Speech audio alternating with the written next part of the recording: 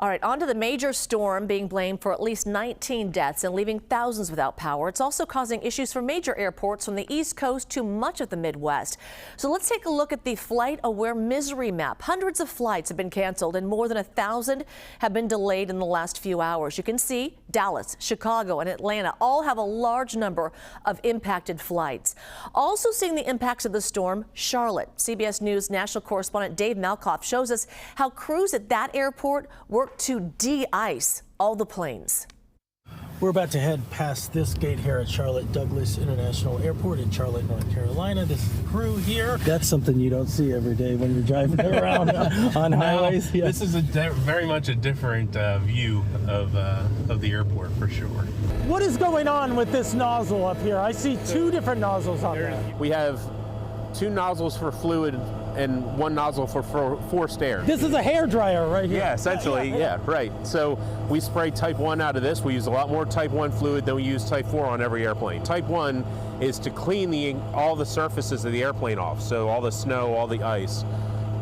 The type 4 is more viscous, and when you spray it on the airplane, it holds on the airplane. It doesn't just wash right off. This sticks here for about 45 minutes. Yep, it has about 45 minutes of what we call holdover time. If it goes beyond that 45 minutes, then the airplane would have to come back and be de-iced again, which is not what we want. No, nobody wants And so we work really, really hard to make sure that from an operational perspective, once the aircraft are de-iced, we get them off of this pad and off of the airfield as fast as we possibly can. We get a lot of people, when we start de-icing a plane, they'll start looking out the windows. And you'll see it, covering their face up looking at us, and they're amazed to see us outside spraying the plane. Jeff is in control here. He's been doing this for quite a while. There's one button that he does not want to hit. That's the red button right there that they'll be spraying a lot in this ice storm. And you're making sure the plane gets off the ground safely and the people on it safely. Wow. Huge appreciation for the maintenance crews, the de-icers, and Dave Malkoff standing outside for us right now, live from Atlanta, Georgia. Hey, Dave, a lot of people across the country are losing their power in the last few days. Are any situations better now?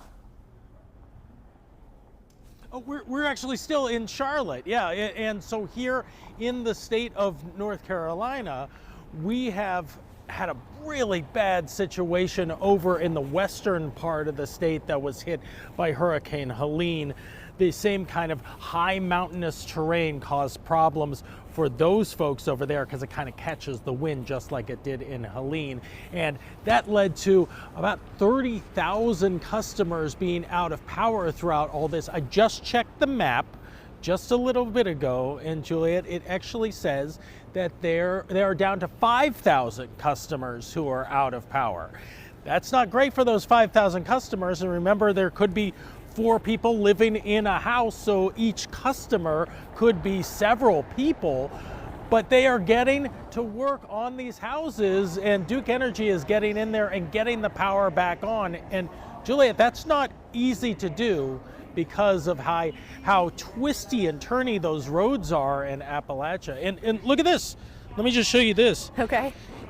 See how slippery that is right there? Yes, be careful. You know what that is? That is so that's sleet that kind of melted a little bit and then created a ice layer on top of that. Oh. Despite the sun being out all day today, there is still all this ice everywhere, so it's still dangerous to walk and still dangerous to try to launch a plane into the air unless you have people like Jeff Hughes on your side who is ready with that red button to spray your plane down. Yeah, no kidding. What is their official title?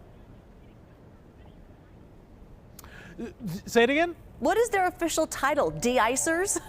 What do we call them? Because they do I guess so. work.